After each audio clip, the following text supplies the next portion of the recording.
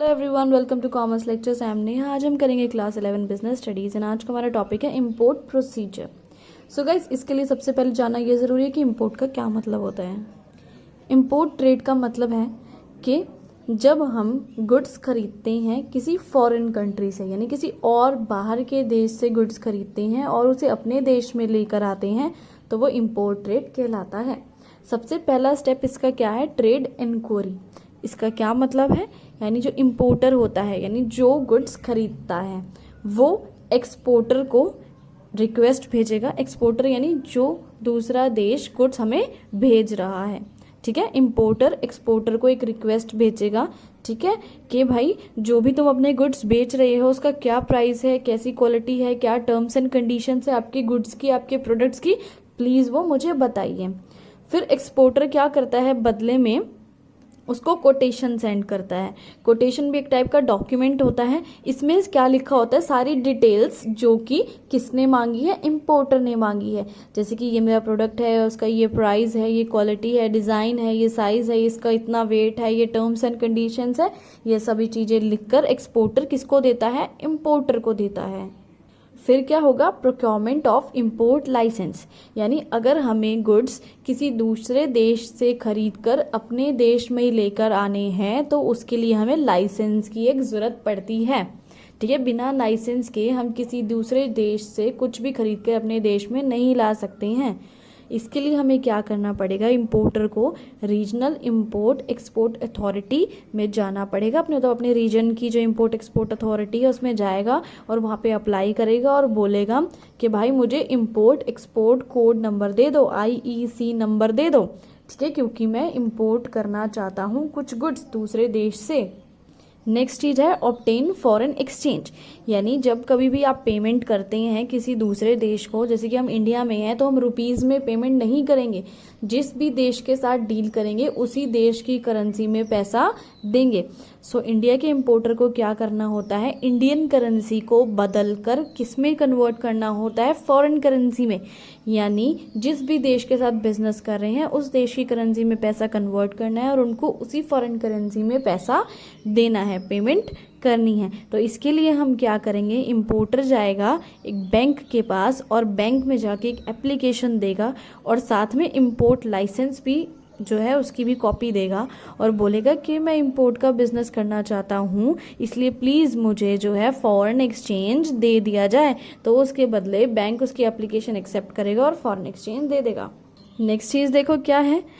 अब लाइसेंस तो हमें मिल गया इंपोर्ट करने का, यहाँ पे हमने इंपोर्ट एक्सपोर्ट कोड लिया था। अब हम ऑर्डर प्लेस करेंगे, यानी जो भी हमें प्रोडक्ट पसंद आया है जिस भी एक्सपोर्टर से, हम उसका ऑर्डर रख देंगे, ठीक है। स्पेसिफाइड प्रोडक्ट यानी हम स्पेसिफाई कर देंगे भाई ये प्रोडक्ट है पर्टिकुलर जो कि हमें चाहिए और इस ऑर्डर में क्या क्या इन्फॉर्मेशन लिखी होगी कि प्रोडक्ट का प्राइस क्या है, ये वाला प्रोडक्ट चाहिए हमें, प्रोडक्ट इस साइज़ का होना चाहिए, इतनी क्वांटिटी में होना चाहिए, उसकी ऐसी क्वालिटी होनी चाहिए, डेस्टिनेशन यानी अपना एड्रेस, पोर्ट ऑफ शिपमेंट यानी अपना एड्रेस कि हाँ भाई हम इस देश में रहते हैं और इस पोर्ट पे ये सामान भिजवाना है आपको। मोड ऑफ पेमेंट, क्या आप कैसे पेमेंट करेंगे, कैश में देंगे, कैसे ऑनलाइन देंगे या जैसे भी देंगे, वो सभी चीज़ें आप बताएंगे। नेक्स्ट पॉइंट देखते हैं, ऑब्टेनिंग लेटर ऑफ क्रेडिट, ठीक है। लेटर ऑफ क्रेडिट लेना पड़ेगा किसको? इंपोर्टर को लेना पड़ेगा। इसके लिए इंपोर्टर अपने बैंक जाएगा और बैंक जाके बोलेगा भाई मुझे लेटर ऑफ क्रेडिट इशू कर दो, और किसके फेवर में कर दो? एक्सपोर्टर के, यानी जिससे मुझे गुड्स खरीदने हैं उसके फेवर में एक लेटर ऑफ क्रेडिट इशू कर दो। अब बात ये उठती है कि लेटर ऑफ क्रेडिट क्या चीज़ होती है? ये एक टाइप की गारंटी होती है जो कि कौन देता है? इंपोर्टर का बैंक, ठीक है। इंपोर्टर जैसे अपने बैंक में जाके बोलता है कि भाई मुझे लेटर ऑफ क्रेडिट दे दो, तो ये गारंटी देता है इंपोर्टर का बैंक। और इसमें क्या लिखा होता है कि भाई मैं, बैंक बोलता है कि मैं पेमेंट देने को तैयार हूँ, किसको? एक्सपोर्टर को, ठीक है। यानी इंपोर्टर का बैंक बोलेगा कि मैं इंपोर्टर के बिहाफ पे पेमेंट देने को तैयार हूँ एक्सपोर्टर को। नेक्स्ट पॉइंट देखते हैं, अरेंजिंग फॉर फाइनेंस। इसका क्या मतलब है? फाइनेंस यानी पैसा अरेंज करना। सो इंपोर्टर को क्या करना है, यानी जो गुड्स खरीद रहा है उसको क्या करना है? एडवांस में ही पहले से पैसा अरेंज कर लेना है। किस लिए अरेंज करना है? क्योंकि उसे गुड्स खरीदने पर एक्सपोर्टर को पैसा देना है। और ये क्यों ज़रूरी है एडवांस में पैसा रखना, क्योंकि अगर हमारे गुड्स जो भी इंपोर्ट हुए हैं यानी दूसरे देश से आए हैं और वो पोर्ट पर ही पड़े हुए हैं, शिप पर ही पड़े हुए हैं और हमने पैसा नहीं दिया है उनका, तो उसके बदले हमें बहुत सारी पेनल्टी और फाइन देना पड़ेगा। नेक्स्ट चीज़ है रिसीट ऑफ शिपमेंट एडवाइस। इसका क्या मतलब है, गुड्स वेसल में लोड हो चुके हैं, ठीक है, मतलब शिप में चढ़ चुके हैं। इसके बाद एक्सपोर्टर क्या करेगा, इंपोर्टर को शिपमेंट एडवाइस देगा।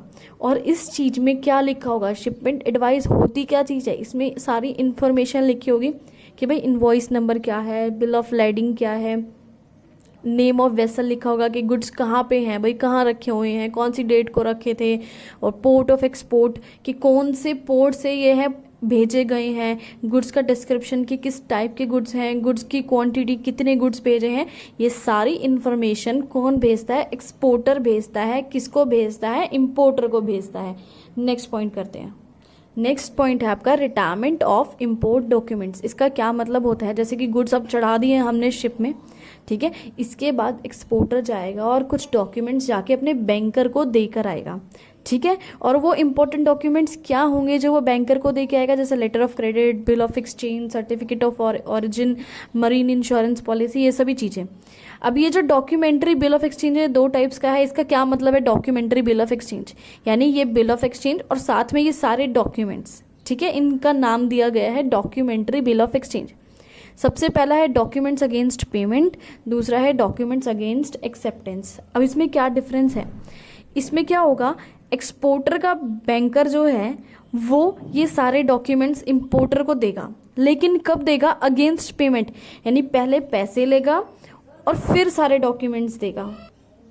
अब नेक्स्ट देखते हैं, डॉक्यूमेंट्स तो इसमें भी जाएंगे इंपोर्टर के पास, लेकिन कब जाएंगे, जब बिल ऑफ एक्सचेंज इंपोर्टर से मिल जाएगा। किसके पास जाएगा, एक्सपोर्टर के पास जाएगा। और इसी चीज़ को बोलते हैं रिटायरमेंट ऑफ इंपोर्ट डॉक्यूमेंट्स, यानी जितने भी डॉक्यूमेंट्स थे, बिल ऑफ एक्सचेंज थे, वो इंपोर्टर से एक्सपोर्टर के पास पहुंच गए हैं और इसके बदले जो है उन्होंने उसको डॉक्यूमेंट्स दे दिए हैं। नेक्स्ट पॉइंट है आपका अराइवल ऑफ गुड्स। अब क्या है, सारे गुड्स जो है शिप्ड हो चुके हैं, एक्सपोर्टर ने सारे गुड्स भेज दिए हैं according to specification of importer, यानी जैसे कि इंपोर्टर ने भेजे से उसी तरह से वो सारे गुड्स भेज दिए गए हैं।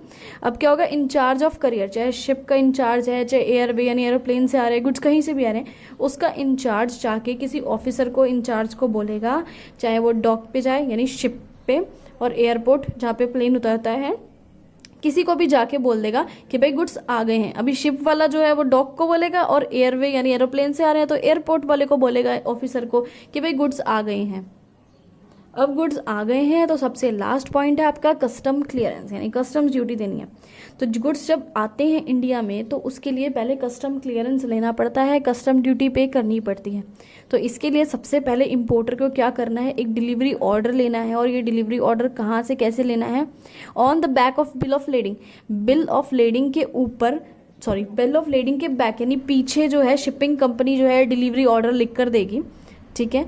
और इंपोर्टर को साथ में क्या करने हैं, एक तो बिल ऑफ लेडिंग जो है इसके पीछे आपको लिखवाना है, दूसरा क्या है कि आपको फ्रेट चार्जेस देने पड़ेंगे, किराया वगैरह जो भी होगा। अगर एक्सपोर्टर ने नहीं दिया तो आपको देना पड़ेगा, उसके बदले वरना आपको गुड्स नहीं मिलेंगे।